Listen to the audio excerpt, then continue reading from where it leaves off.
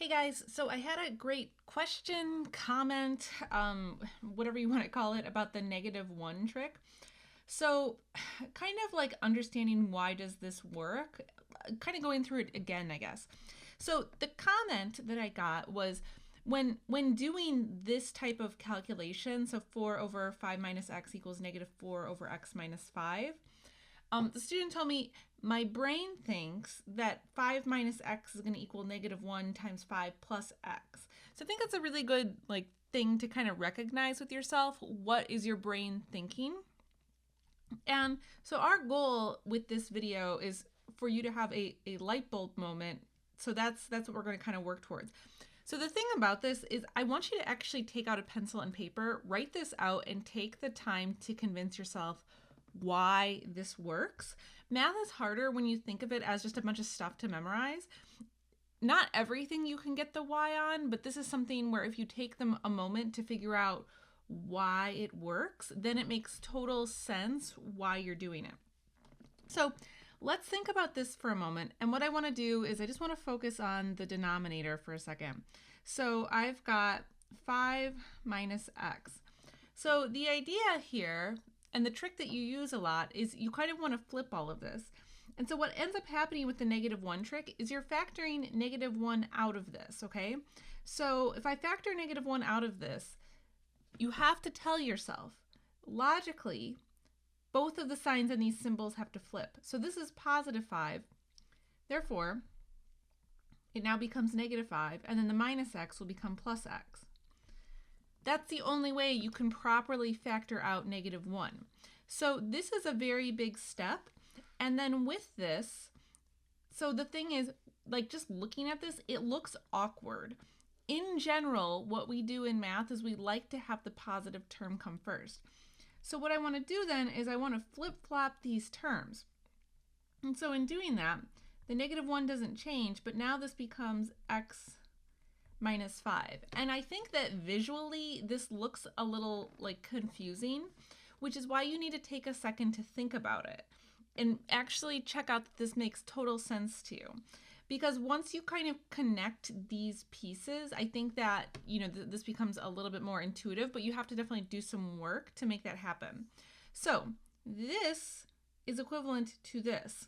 So put another way, so this is equivalent to this. So I could say 5 minus x then is equal to -x minus 5. And this is usually what we jump to. So we put the negative in front and then we flip-flop these two things.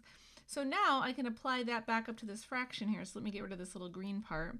So this I know will become -x minus 5. And then it doesn't matter where you put the negative sign. It can be on bottom or on top, which is why a lot of times we write -4 over x minus 5. So there's just a little quick reminder, explanation. But like I said, you really actually have to take out a pencil and paper and walk yourself through this at least once or twice to really get why this works. You don't want to just blindly do it necessarily. So what I want to do now, just to make sure that you've got it, this is a great self-test. So I have these two fractions, so let's start with this one.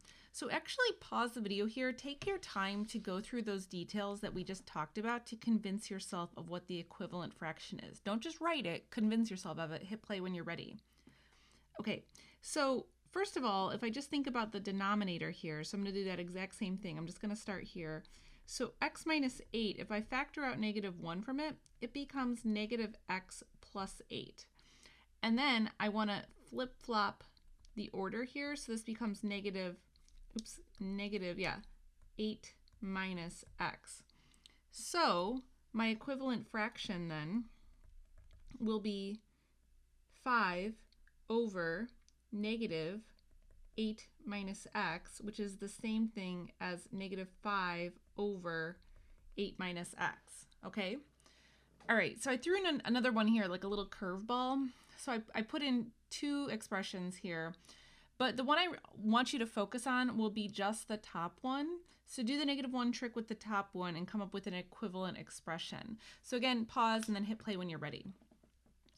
Okay, So thinking about this, so this x minus 3, so if I factor out negative 1 from it, so remember you have to flip all the signs. So this would become negative x plus 3, and then this would become 3 minus x because I'm going to flip-flop that order again.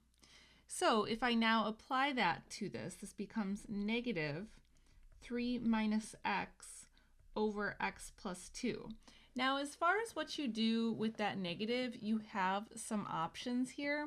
So you could either move it like literally in the middle of the fraction, or if you wanted to, another thing you could do is you could apply it to the bottom. So if I wanted to go that first route, so I could have like 3 minus x over x plus 2, and then I'd have to set that negative right in the middle. Personally, I don't like writing it like this because I think that it can get a little confusing as to where you mean the negative. Just with like people's handwriting, it's very easy to accidentally botch this. So when I write out stuff, I like to make it very clear where that negative goes. So another way that you could do this would be like 3 minus x over negative x plus 2. So see how that's like super clear? And that's also equivalent to then if I applied the negative, so if I took it here and I distributed it, then this would become negative x minus 2. So there's a lot of different ways that you could actually write this out. And okay, so hopefully that kind of helps resolve that a little bit. I love when you guys ask questions or say like you're struggling with something. I'm always happy to make videos like this. So thanks for watching, guys, and I'll catch you next time.